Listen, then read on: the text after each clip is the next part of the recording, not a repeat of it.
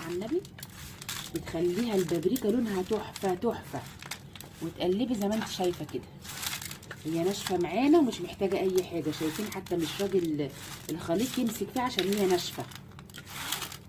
لازم تكونوا منشفينها حلو، ما تستهتروش عشان ما تعفنش معاكم اهي.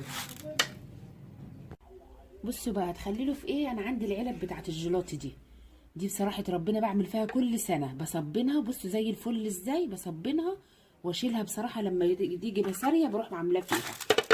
هتحطوا كده، هتقلبوا، مش هتحطوا الكل طبعا كله في علبه واحده عشان ما تتعجنش معاكم. بسم الله الرحمن الرحيم كده اهو. بسم الله الرحمن الرحيم بايدينا كده عادي اهو. نروح حاطين شويه الملح. ادي اول علبه معاكم. بسم الله الرحمن الرحيم.